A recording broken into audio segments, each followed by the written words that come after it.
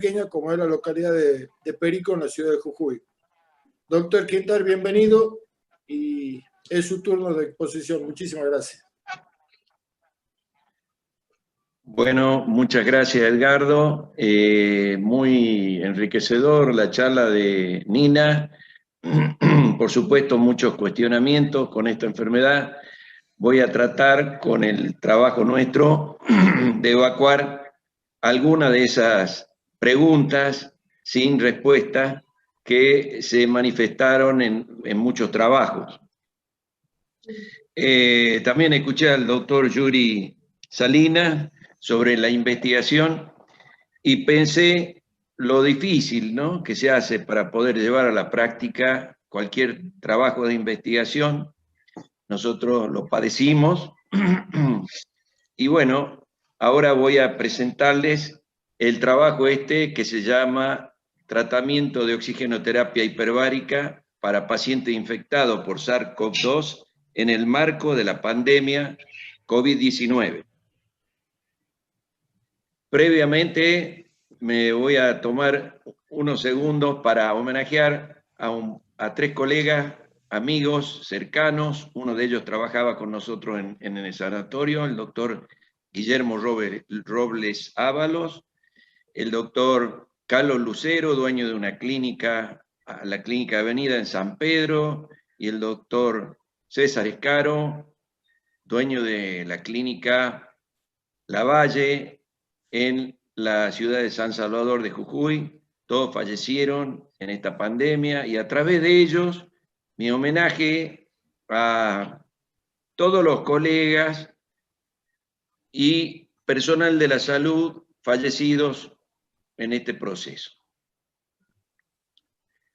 Agradecimientos, por supuesto, a nuestros colegas internistas, doctor Iquice, Alfaro, Subelsa, Gutiérrez, Valencia, el infectólogo nuestro, el doctor Raúl Román, el doctor Jorge Verón, nuestro terapista de referencia, el equipo de terapia intensiva nuestro, los terapistas Bercellón y Rojas con su equipo, al personal de enfermería, limpieza, cocina, a los técnicos operadores de cámara, Rodrigo, y una mención muy especial para Gladys Limache, que fue una persona incondicional durante todo el proceso. A nuestra bioquímica, la doctora Sánchez, y a todo el personal administrativo, y por último, mis hijos, Juan Guillermo Quintar y Adela Min Quintar, que sin la ayuda de Juan Guillermo hubiese sido imposible esta presentación. Él es el que entiende sobre computación muchísimo más que yo. Bueno, nosotros queríamos darle un pantallazo donde estamos parados. Vivimos al norte de Argentina, nuestra provincia de Jujuy, con una área declarada de Patrimonio de la Humanidad por la UNESCO, la Quebrada de Humahuaca. Tiene esos cerros preciosos de colores que ven, y también tenemos una selva de yungas que no deja de ser tan bonita como nuestra quebrada. El contexto epidemiológico de infraestructura, ubicado en la ciudad de Perico, como dijimos, donde aterrizan los aviones, tenemos el aeropuerto ahí, 30 kilómetros de la ciudad capital. Esta área depende en gran medida del cultivo de tabaco, legumbres y cítricos, con un bajo nivel de industrialización, una mala situación socioeconómica, con altos niveles de pobreza e incidencia muy elevada de tuberculosis, la más alta de la Argentina, junto con la provincia de Salta, lamentablemente.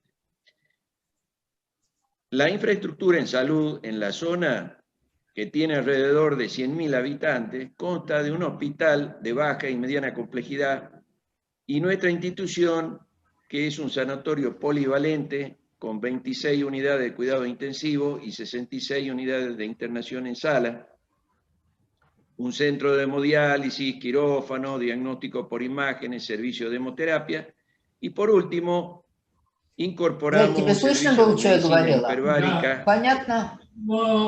Я думаю... Tiene habilitado el micrófono, Nina. Entonces, habilitamos el servicio de medicina hiperbárica en el mes de septiembre del año pasado. Incorporamos una cámara multiplaza con una medida realmente importante, tiene 6 metros de largo por 2 metros de diámetro, con capacidad para tratar en forma simultánea a 10 pacientes. Bueno, no quiero dejar de comentar los problemas de logística que tuvimos, ya que en el pico de contagio en la provincia nosotros tuvimos serios problemas con los recursos humanos.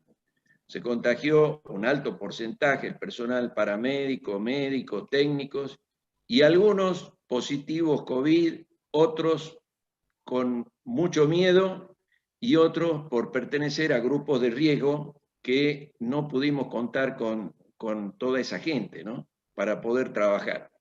Esta situación nos obligó a clausurar 2 de 3 plantas disponibles de internación. Habilitamos la tercera planta, entonces, que es donde está nuestra cámara hiperbárica, con 31 camas y apoyo de oxígeno. Así las cosas, contratamos algunos enfermeros que nos faltaban y algunos colegas. Por el correr de la semana pudimos reabrir luego las otras 2 plantas de internación y habilitar una de las terapias con 11 puestos para que pudieran nuestros pacientes poder acceder a la unidad de cuidados intensivos. Muy escaso esas camas de terapia intensiva, dado la demanda sin precedente en el sistema sanitario de Jujuy. Otro factor no menor para nosotros fue el oxígeno, ya que de consumir 30 metros cúbicos pasamos a consumir 600 metros cúbicos, luchando con la escasez del producto y la falta de tanques de oxígeno para poder almacenar. Ni qué hablar de algunos medicamentos de terapia intensiva cuyos precios se multiplicaron por 10. Un poco de historia. En el mes de marzo, cuando iniciamos la cuarentena, me puse a pensar sobre nuestra responsabilidad social, empresarial, para ver en qué forma podíamos ser útiles en esta pandemia. Así, con el apoyo de mi profesor, el doctor Osvaldo Campos, que me apoyó en esta idea, en el mes de abril empezamos a elaborar, junto con un terapista y un infectólogo, el doctor Jorge Verón y el doctor Román, un protocolo que en el Ministerio de Salud Pública de la provincia de Jujuy, y así pasó casi 2 o 3 meses, habían casos esporádicos, los atendía el sector público, nosotros no veíamos ni un solo caso. Hasta que llegó la segunda mitad del mes de julio, donde empezó la explosión de casos acá en la provincia. Primero empezamos a atender pacientes propios, que entre ellos había varios renales crónicos, y con todos los problemas logísticos y de recursos humanos que les manifesté previamente.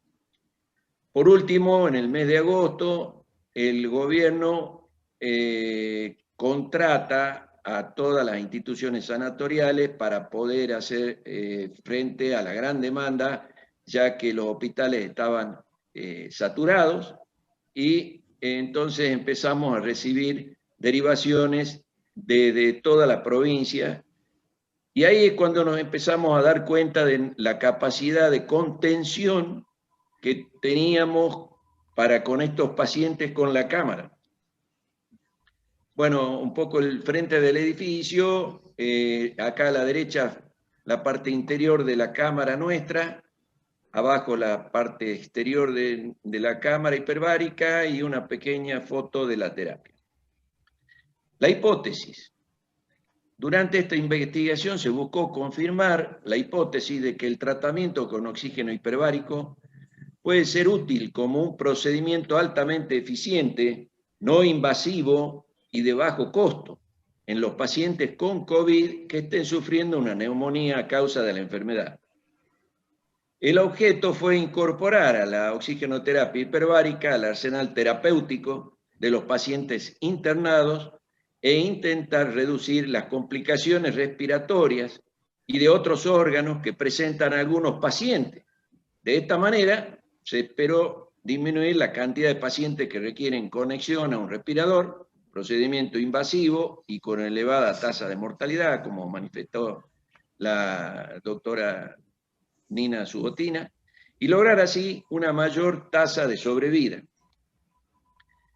También sabemos que buscamos mejorar la oxigenación de los tejidos, que ya lo dijo la doctora, logrando elevadas concentraciones de oxígeno diluido en el plasma y compensar la deuda de oxígeno que tienen estos pacientes.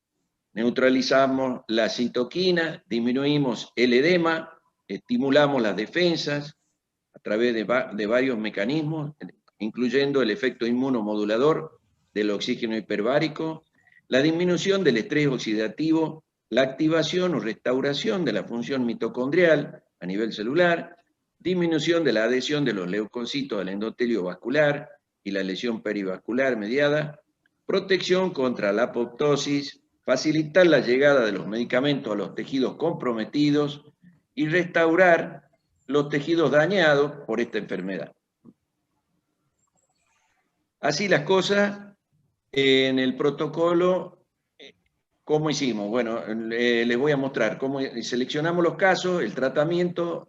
Voy a mostrarle 3 casos de cada grupo de gravedad que lo hemos dividido y por último las estadísticas que logramos. La selección de casos: paciente internado, mayores de 18 años, de ambos sexos, con prueba PCR positiva para COVID, o un cuadro clínico e imágenes de diagnóstico compatibles con COVID-19. Porque aquí había una gran falta de reactivos en determinados momentos. El compromiso respiratorio tenía que estar presente, definido por una saturación menor de 93% y o síntomas compatibles con un síndrome de dificultad respiratoria aguda. El paciente debía ingresar, hacerse una radiografía previo para descartar cualquier patología, contraindicaciones, también una tomografía, si era posible, registrar el compromiso pulmonar de inicio para tenerlo registrado en este protocolo. Clasificamos a los pacientes en 3 categorías. Esto, en realidad, al comienzo eran otras categorías las que teníamos en mente, pero la realidad nos llevó puesto. Primero habíamos realizado una categoría de leves, moderados y graves. Después dejamos de lado los leves y incorporamos los moderados, los graves y los críticos. Los moderados, su resultado máximo de los NEWS era de 5 o 6, en los graves el máximo de 7 a 8 y los críticos con un NEWS de 9 o más. Después voy a explicar un poco sobre el NEWS para que se entienda un poquito más cómo fue clasificado la gravedad de estos pacientes.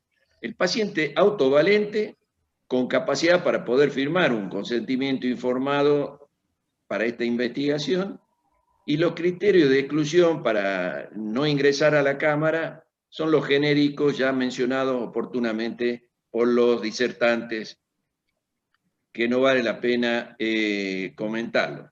Acá hay un tema que quiero resaltar. Nosotros, por razones de tiempo, solo incluimos 100 casos de tratamiento en esta casuística, en este trabajo.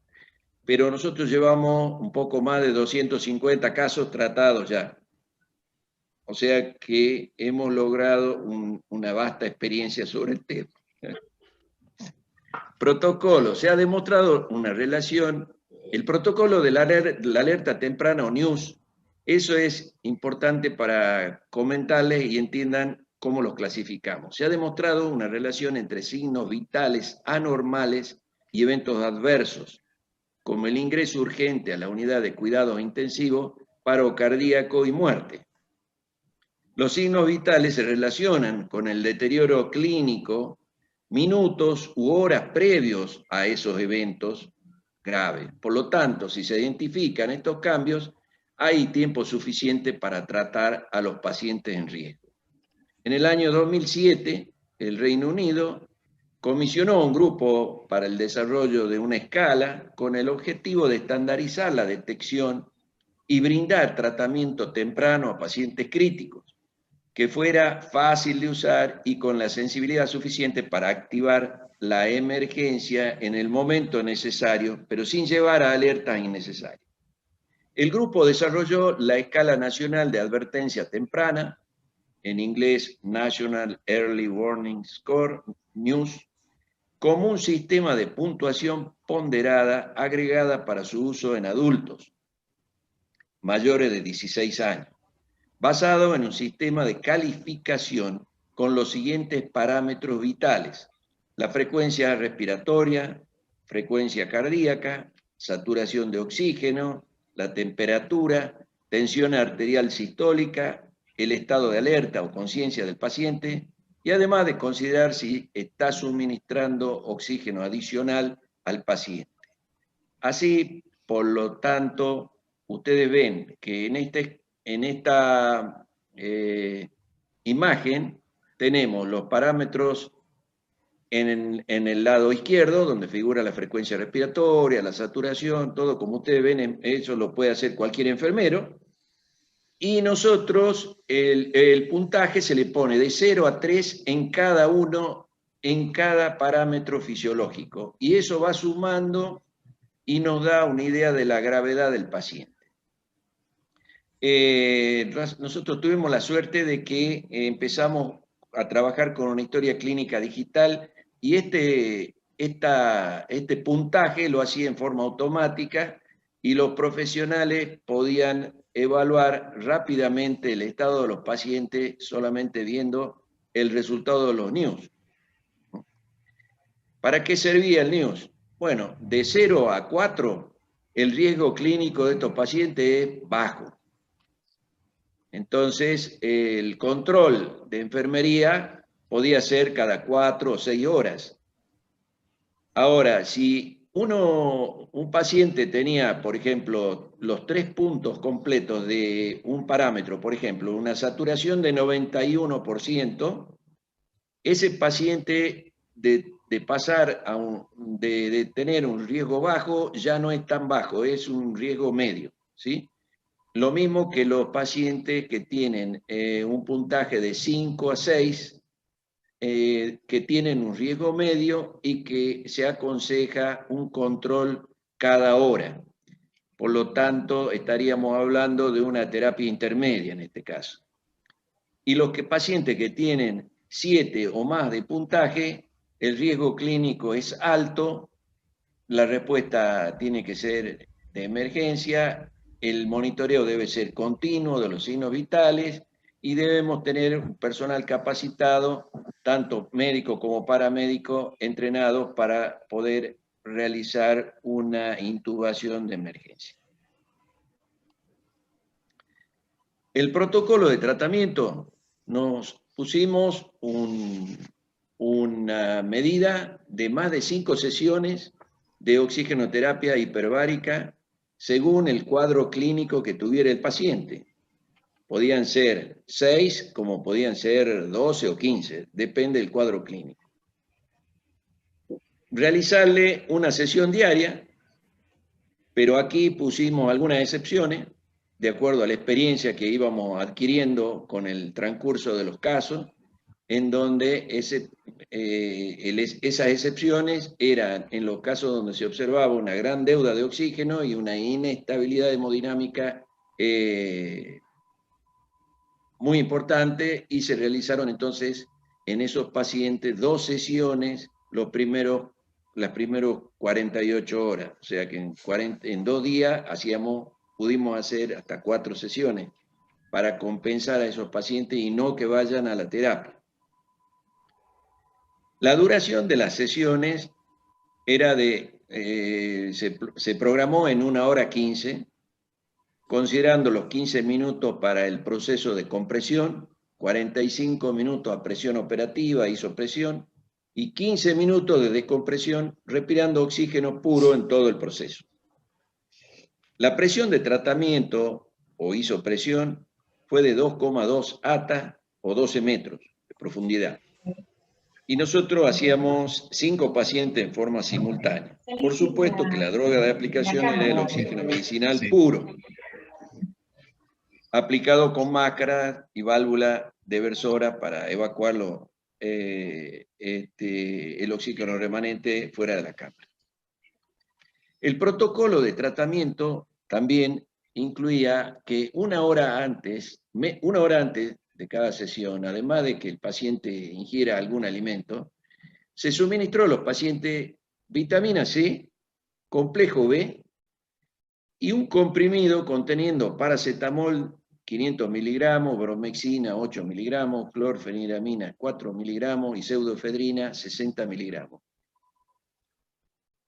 Un antigripal, concretamente, para descongestionar un poco a estos pacientes antes de ingresar a la cámara, evitando así que pudiera filtrarse algún paciente que tuviera algo de fiebre y facilitarse una intoxicación dentro de la cámara con oxígeno, o bien una mala compensación de presiones con el oído medio.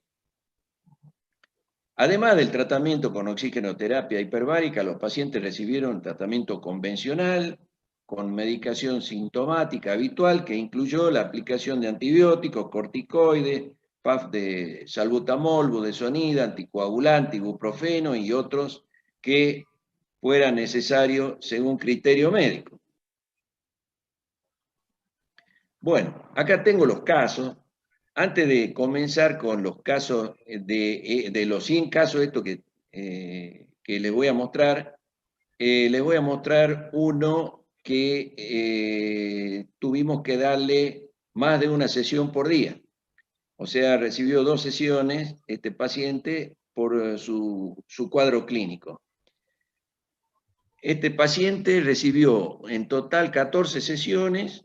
Acá están viendo una neumonía bilateral, un paciente obeso de 68 años, con diabetes, y como les digo, un paciente extemporáneo a la investigación, pero es un paciente que sobrevivió al tratamiento con la cámara. Hay un detalle que quiero comentarles. Las imágenes que uno ve de neumonía no son tan fáciles de ser resueltas en días. O sea, nosotros hemos visto que hay una disociación clínico-radiológica. Estos pacientes se sienten bien mucho antes de haber resuelto las imágenes radiográficas de neumonía. ¿Okay? Eso es para todos los casos. El grupo de los pacientes con un NEWS bajo de 1 a 4 no se incluyeron en este estudio de 100 casos, ya que la mayoría no se internó y realizaron, como nuestro protocolo decía, entre 5 y 10 sesiones. Logramos una sobrevida del 100%, incluyendo 3 médicos de la ciudad de San Pedro de Jujuy, una de ellas nuestra doctora internista, la doctora Gutiérrez, mi hijo y su señora, que también, gracias a Dios, salieron muy bien del tratamiento. Bueno, ahora empezamos a mostrar tres casos de acuerdo a la gravedad de cada paciente, ¿sí? El caso moderado 1 es un paciente de 61 años con antecedentes de diabetes, ingresa en el mes de agosto, se queda 12 días de internado, pero recibe solamente 6 sesiones de oxigenoterapia hiperbárica, y ustedes ven la placa de entrada y la placa de salida.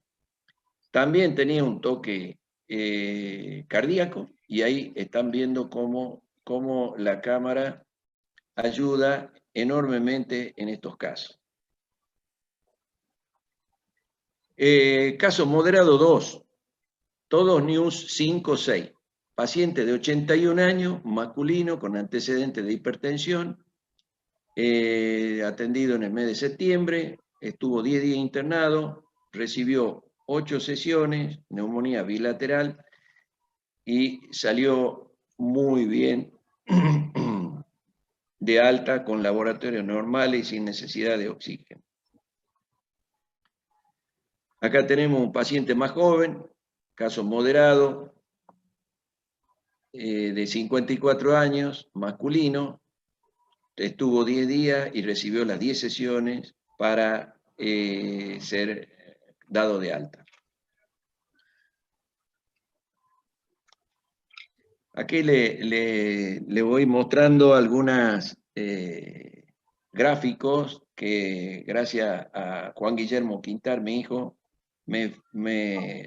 los pude hacer y mostrar para ustedes. Aquí tenemos, por ejemplo, que los pacientes que son moderados no vienen tan comprometidos desde el punto de vista de la frecuencia respiratoria. Uno solo tenía 21, el resto no, pero la tendencia siempre es a bajar la frecuencia respiratoria en estos pacientes. Esta es la gran curva que hacen la mayoría de los pacientes cuando ingresan con un trastorno de la saturación, que todos estos pacientes lo tenían. Por ejemplo, el paciente 1 ingresa con una saturación de 91, los otros 2 ingresan con una saturación de 90. Si ustedes ven la línea de puntos que va recta para cada uno de esos pacientes, indica la subida de la saturación del oxígeno en estos pacientes gracias a la cámara. Cada puntito es una sesión, ahí están marcadas las sesiones. Estos pacientes son muy lábiles, son pacientes que puede subir y bajar la saturación, pero la tendencia siempre es hacia arriba. La frecuencia cardíaca siempre la tendencia hacia abajo, algunos ingresan con taquicardia, otros no tanto, pero la tendencia de las líneas de puntos que ustedes ven son hacia abajo. La clasificación del NEWS, como dijimos, estos pacientes son 5, 6, bueno, con las sesiones va disminuyendo el número del NEWS, el puntaje del NEWS. Acá tenemos un caso grave. Ahora vamos a ver 3 casos graves, con NEWS de 7 u 8, que en todos lados se habla de que ese paciente tiene que estar en terapia.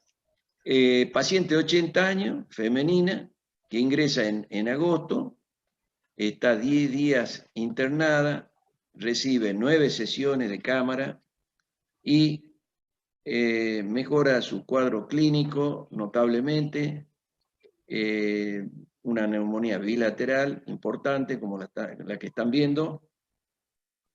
Esta placa tiene una diferencia de 4 días, entonces no se ven grandes cambios, pero sí hay grandes cambios clínicos en estos pacientes.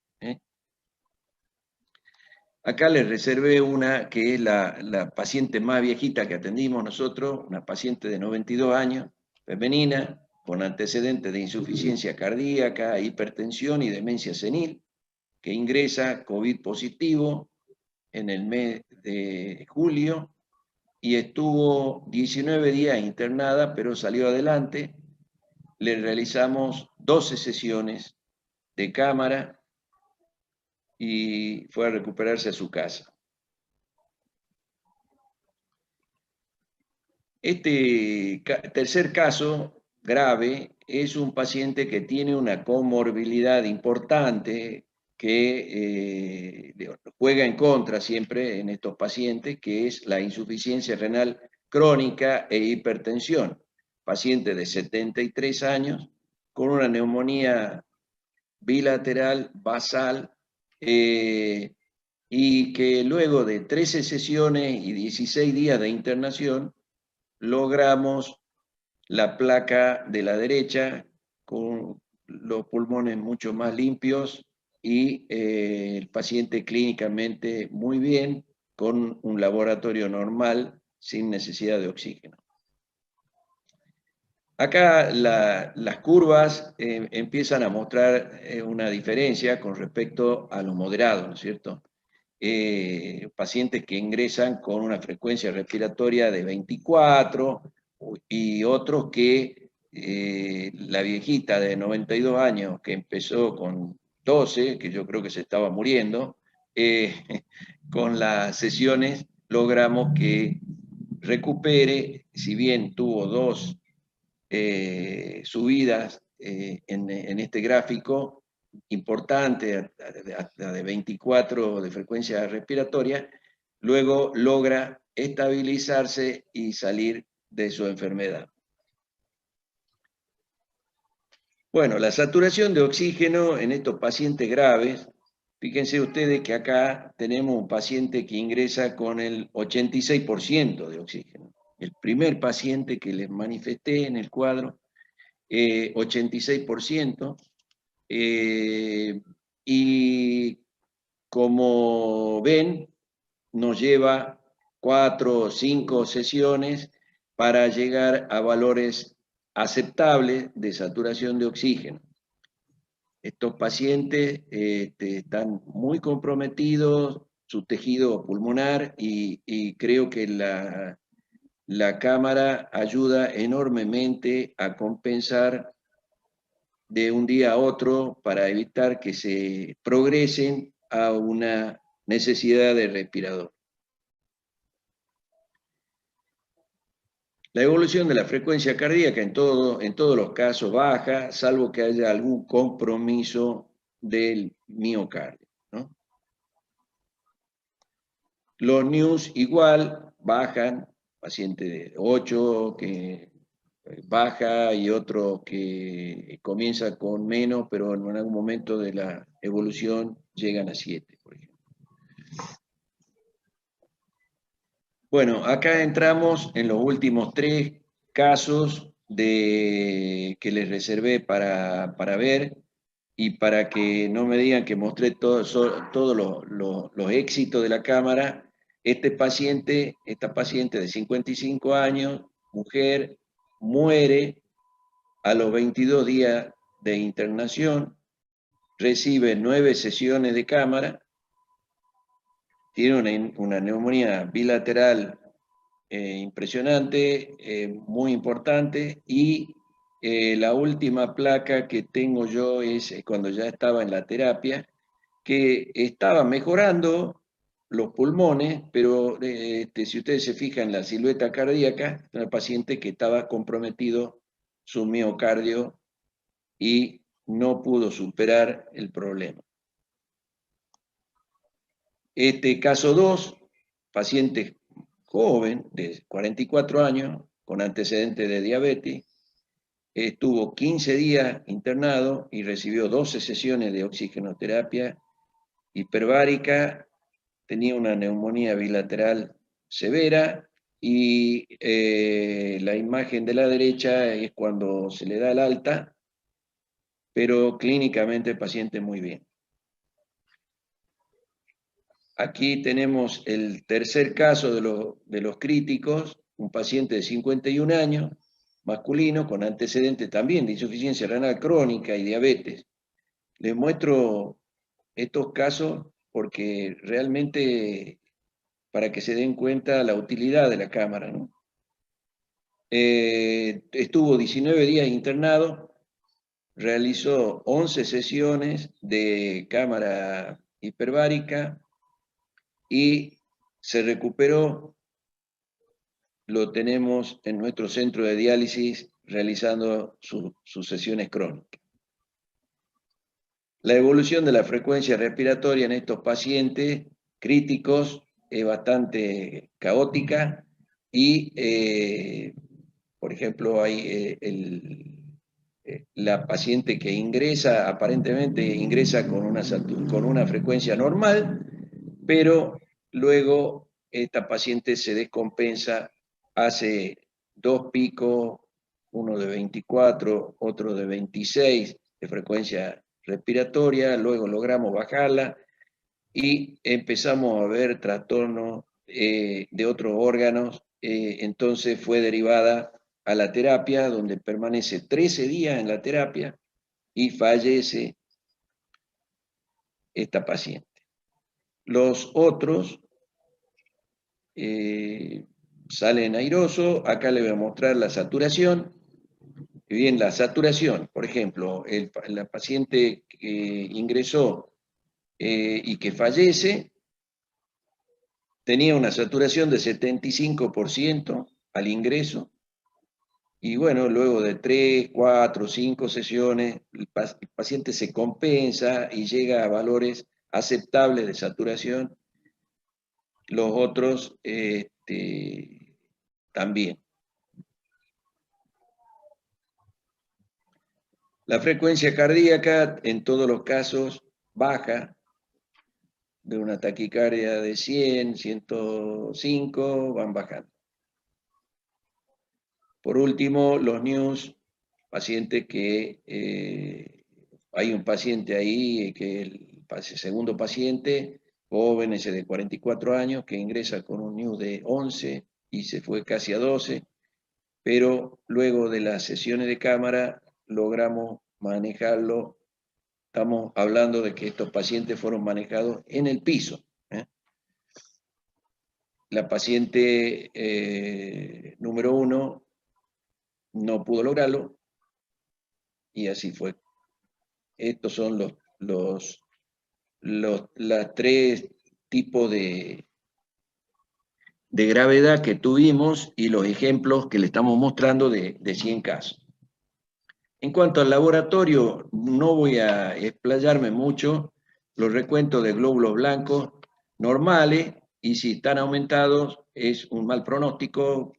Pueden venir con una sepsis, venían del hospital tratados con antibióticos, y bueno, ya cuando esos pacientes no respondían al tratamiento en el hospital, eran derivados.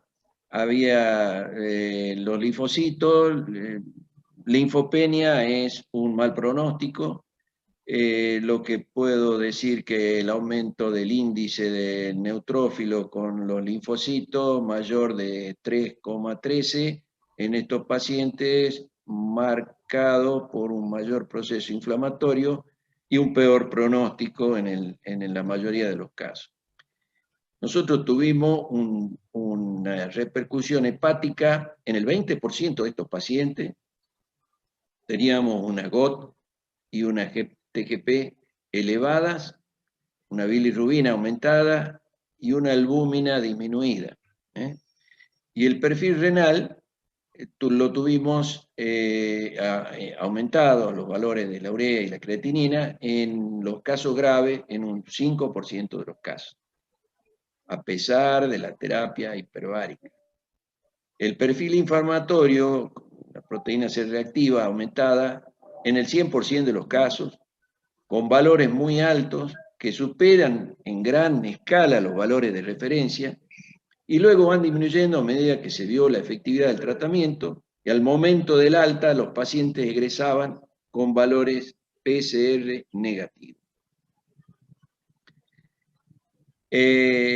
Solamente de todo esto voy a decir que los marcadores cardíacos y el LDH aumentado en el 95% de los casos, indicando el daño pulmonar, la CPK total, la CPK-MB, aumentada en los pacientes graves en la terapia, indicando el daño miocárdico, ¿cierto?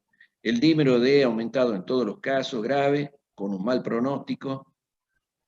El típico de los gases en sangre de estos pacientes al ingreso era un pH disminuido, una PCO2 aumentada y una PO2 disminuida. En conclusión, se observó que los pacientes al ingreso presentaron valores elevados de marcadores inflamatorios y daño pulmonar, los cuales fueron disminuyendo notablemente en un 95% de los casos a medida que fueron aumentando las sesiones de cámara hiperbárica. En la mayoría de los casos, los pacientes fueron dados de alta con valores normales de laboratorio.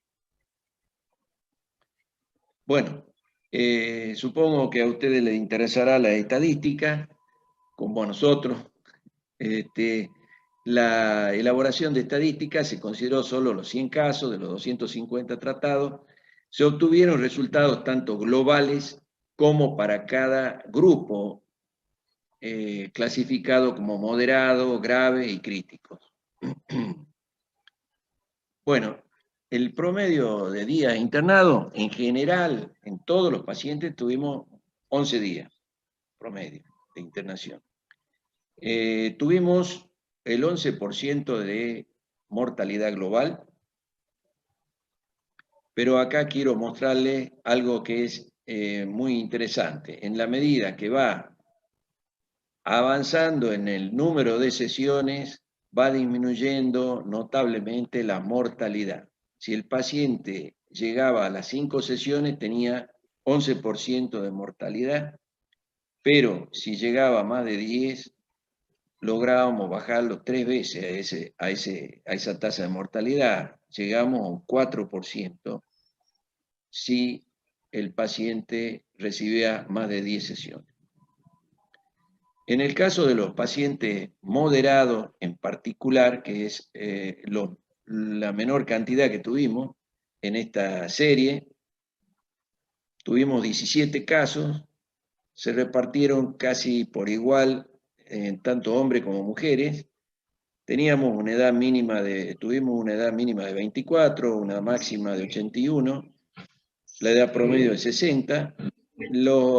El promedio de sesiones estaba entre las 7 y 8 sesiones, y los días de internación 10 o 11 días. La tasa de sobrevida de estos pacientes fue de 94,12%. O sea, tuvimos una tasa de mortalidad del 6%. En los pacientes graves, las cosas cambian un poco. Son más hombres que mujeres, en este caso, 69 casos, 69% de hombres, 31% de mujeres, y una tasa de defunción del 9%. Hicimos 47 casos de pacientes graves, el promedio de sesiones fue de 10, y los días de internación se arrimaron a las 2 semanas ya de internación estos pacientes.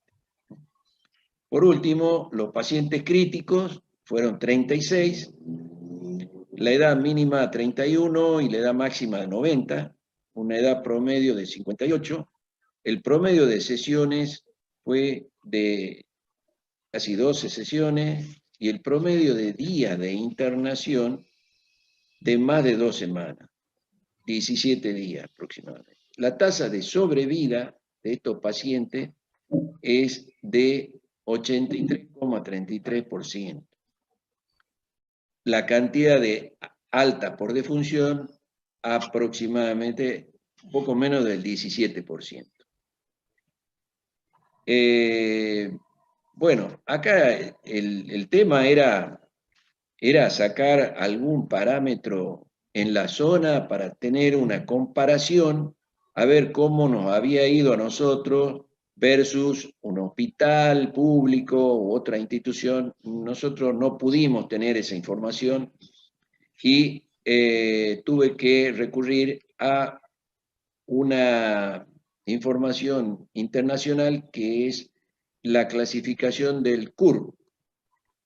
El CURB es otro sistema de scoring de pacientes rápido de calcular que proporciona una excelente estratificación del riesgo de neumonía adquirida de la comunidad. Si se agrega COVID positivo, las estadísticas internacionales muestran la siguiente tasa de mortalidad.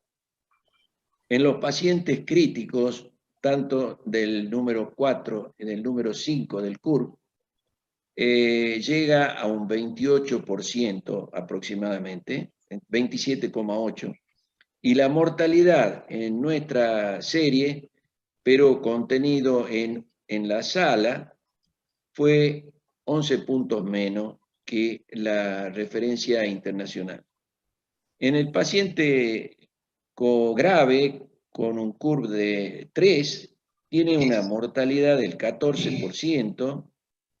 Nosotros logramos una tasa de el 5% menos, o sea, 8,50 nuestra tasa en ese grupo etario. Por último, los pacientes moderados, que sería el número 2 del CURB, 6,8%, la mortalidad que nosotros tuvimos un puntito menos, un 1% menos en este caso. En los ambulatorios y los leves que hablan de 1 en el CURB, nosotros tuvimos 0 mortalidad. Seguramente si el estudio es más grande, probablemente haya alguna muerte ocasional. Bueno, las conclusiones. Llegamos a las conclusiones. Excelente herramienta para contener una gran cantidad de pacientes durante el pico de la pandemia. Se mantenían en el piso con aporte de oxígeno solamente los primeros días, sin necesidad de ser derivados a la terapia intensiva. Solo el 8% fue derivado. Ese 8%, lamentablemente, debo decir que fallecieron. Y los incorporamos como propio. Teniendo en cuenta que en la provincia habían 100 respiradores operativos o menos, nosotros pudimos contener en promedio 50 pacientes sin ser derivados a la terapia.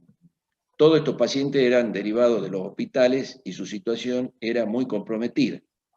No estábamos eligiendo pacientes nosotros. Ninguno se fue de alta necesitando oxígeno, como manifesté previamente. El tiempo de internación fue acotado y el laboratorio normal al alta. Tuvimos una baja tasa de mortalidad general, desde mi punto de vista, del 11%, comparado con otros tratamientos invasivos, que ya sabemos cómo son esas tasas. En los pacientes críticos, la supervivencia fue del 88%, desde mi punto de vista muy superior a la de un respirador, y el tratamiento fue eficiente en términos económicos, costo-beneficio insuperable. Un día de internación equivale a 6 sesiones, y desde el punto de vista médico las tasas son muy buenas, inferiores a los tratamientos invasivos. Le voy a mostrar un pequeño testimonio y al final le hago una pequeña reflexión sobre el tema. Buenos días, yo soy de Berema, entonces por diferentes lugares,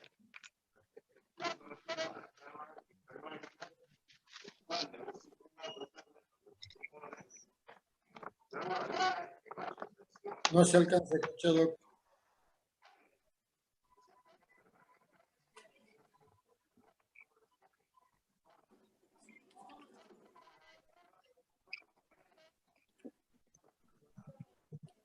No se escucha, doctor. Bueno, una última palabrita de reflexión para terminar. Fue un gran aprendizaje para mi hijo y todo el personal del sanatorio acerca de nuestra responsabilidad social empresarial para con la comunidad.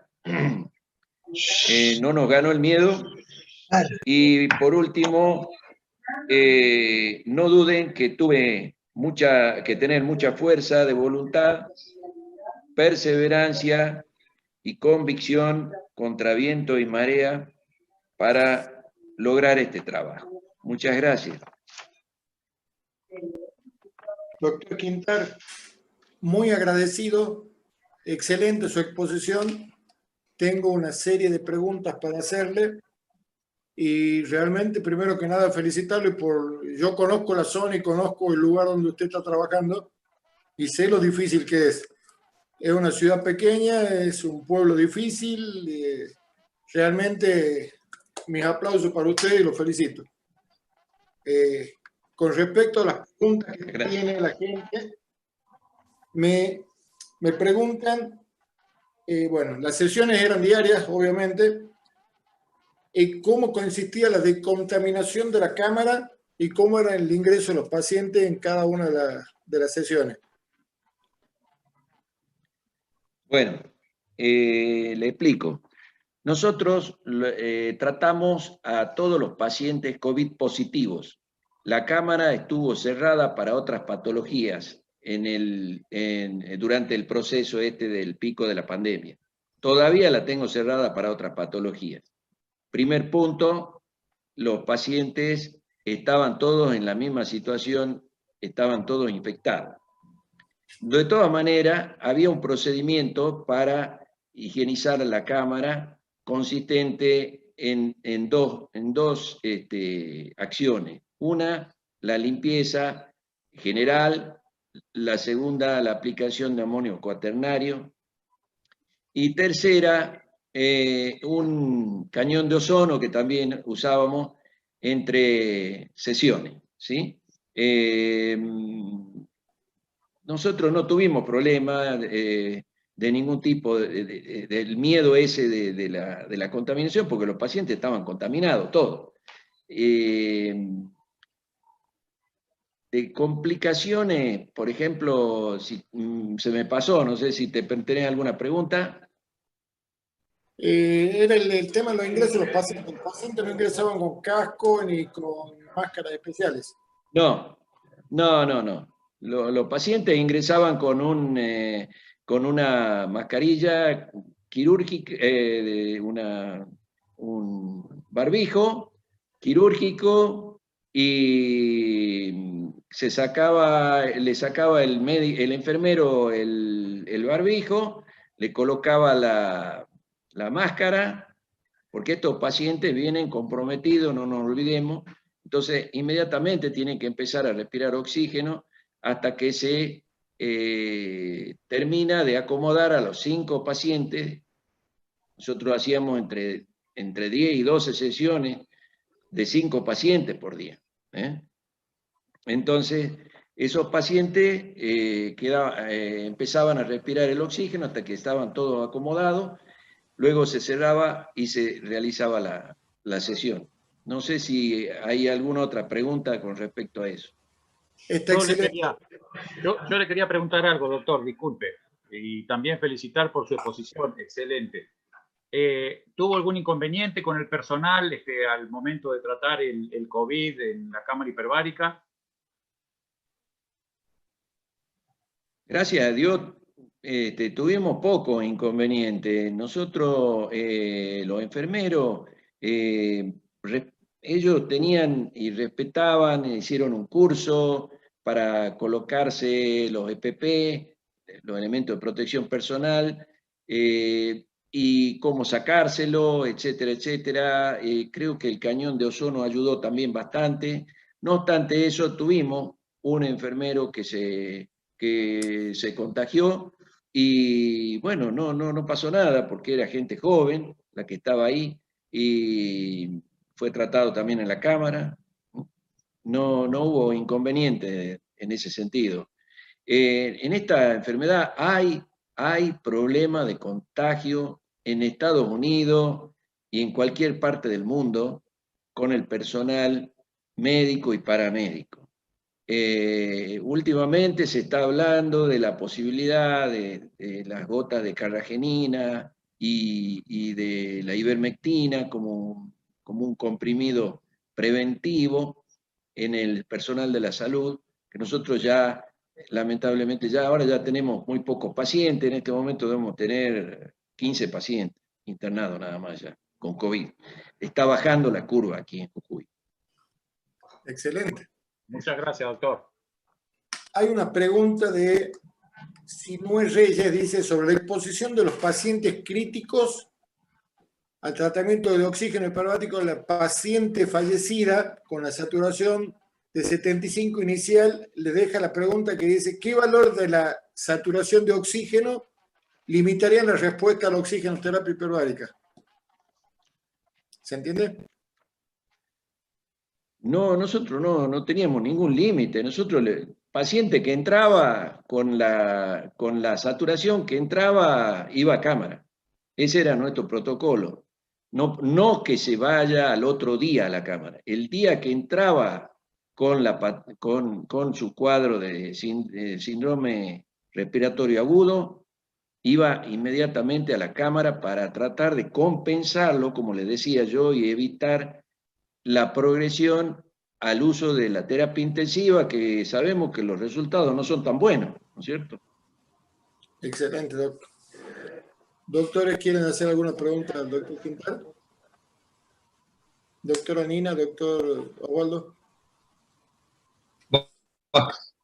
Yo quisiera preguntar Listo, gracias. si ya existe algún resumen que se presenta al escritorio del doctor Gines o en alguna otra autoridad, porque me parece que es tan importante su trabajo que, bien, no hay palabras para agradecerle, alabarle.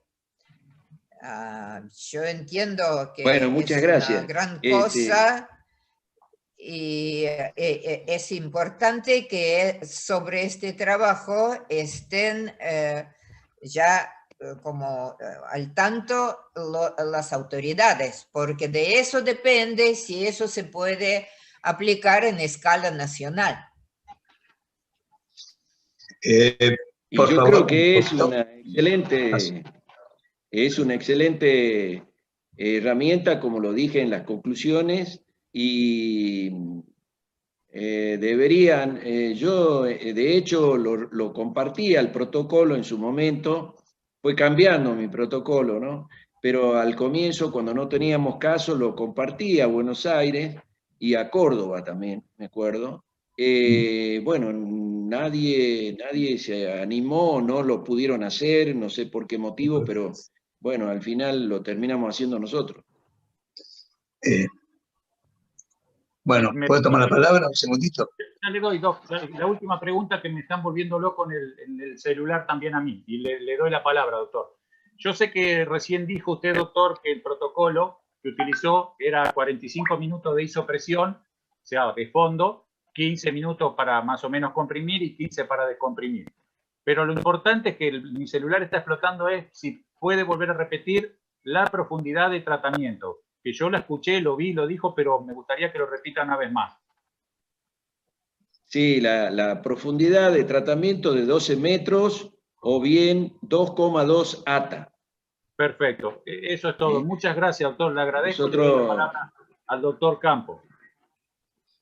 Bueno, yo quiero contarles algo, porque esto tiene toda una historia. Esto comenzó en marzo. En el mes de marzo hizo un protocolo prospectivo, randomizado, contra placebo, y cuando me lo presentó, esto estaba ya presentado en el Ministerio de Salud y aprobado en el Ministerio de Salud y pasado por el Comité de Ética.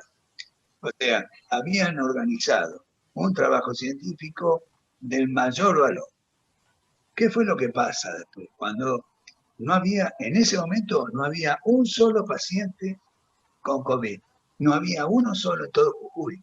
Es más, Jujuy fue una de las más refractarias en tener el primero. Y ya había liberado al turismo local. O sea, Jujuy estaba libre. Y en un momento determinado cayó todo esto. Y justamente él estaba preparado para recibirlo. ¿Pero por qué? Porque tenía la cámara hiperbárica, tenía el lugar de internación y tenía una clínica que se dedicó exclusivamente a eso. Eso es lo importante.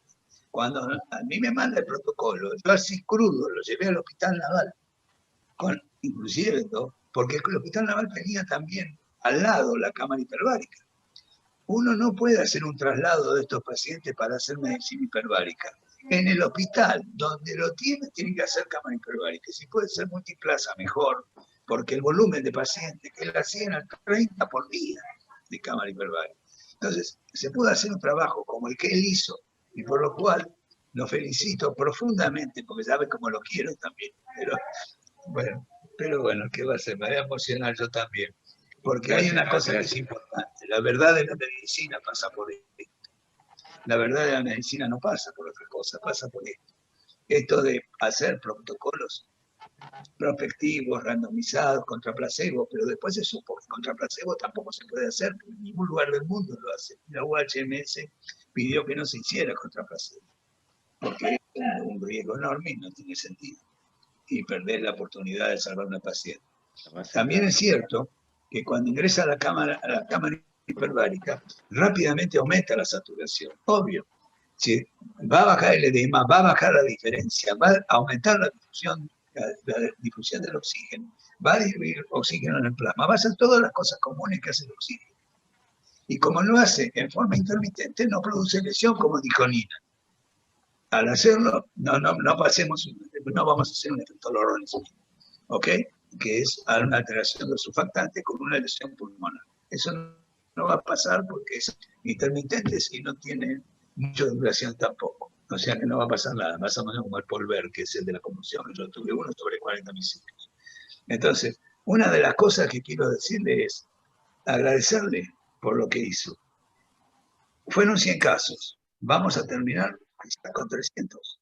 No sé, pero vamos a estar cerca de los 300. Creo que debe ser uno de los estudios más importantes en el mundo.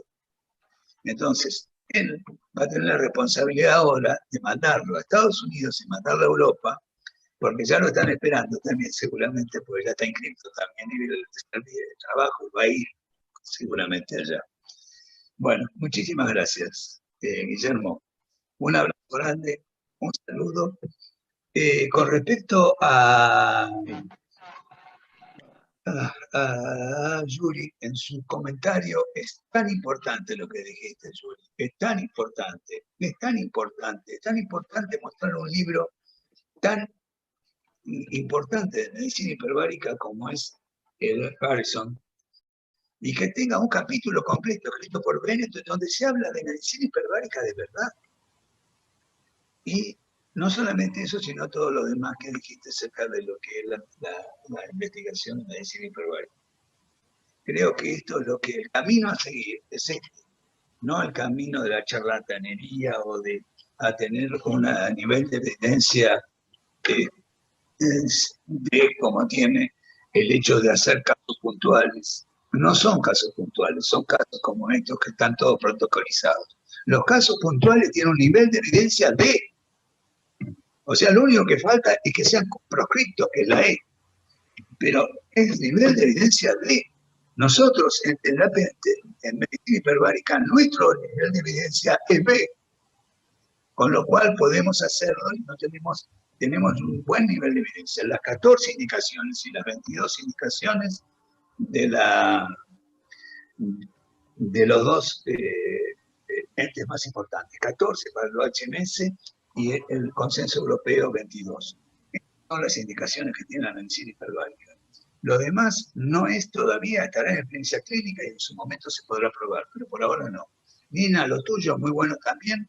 Te agradezco mucho que hayas tenido una cosa tan específica, tan técnica, pero creo que la frutilla del postre acá fue Guillermo. Te mando un abrazo enorme. Y gracias. A vos y a tu familia, que sé que se jugaron enteros. Pero además tenés una suerte bárbara. Muchas gracias. Sí. Doctor Yuri. Si no se te abre para que no te hacen nada. Listo, adelante. Gracias, doctor Osvaldo. Gracias. Doctor Yuri, ¿usted quería decirle algo al doctor Guillermo? No, yo simplemente quería dar gracias. Pienso que mis preguntas están de más. Solamente decir que es un placer participar de un encuentro de este tipo, de haber escuchado lo que dijo el doctor Quintar. Yo no puedo más que otra cosa que dar las gracias más profundas. No tengo absolutamente nada que decir. Esto es algo increíble. Yo esperaba esos resultados, los esperaba del Instituto Karolinska y de la Universidad de California, San Diego. Esperaba, pero me sorprende, esto es un trabajo hecho, como dijo el doctor, y con esto termino, sin miedo.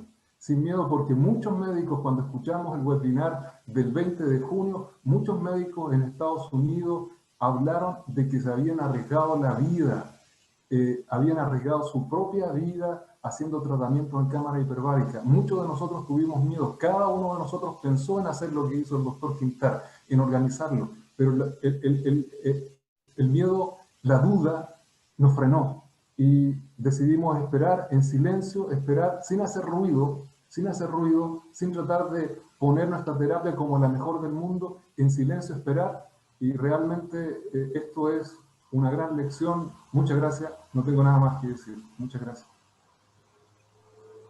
Excelente. Permiso, un segundito. Bueno, nuevamente felicitar a los expositores, como siempre. Es un lujo tener estos profesionales y un honor. Gracias, Nina, también, no te pude dar por tu charla, excelente. Y contarles que el miércoles que viene tenemos una jornada más donde invitamos al doctor Julio Escalante y Casa de México, que va a hablar sobre veterinaria en pequeños animales y oxigenoterapia hiperbárica. Y 3 técnicos hiperbáricos, Patricio Toledo Fuensalida, que va a hablar sobre su experiencia haciendo medicina hiperbárica a bordo, en buceo, el técnico Adolfo González Paredes, que nos va a hablar su experiencia en tuneleras haciendo oxígeno hiperbárico o descompresión. Y la frutilla del postre, para cerrar la jornada. ¿Quién será? Y yo que les voy a hablar un poco de lo que es cámara hiperbárica, la tecnología y una serie de cuestiones que vienen muy bien a toda esta jornada y cuestionamientos que se fueron dando en toda esta jornada. Así que les agradezco a todos de todo corazón por acompañarnos. Gracias, muchas gracias.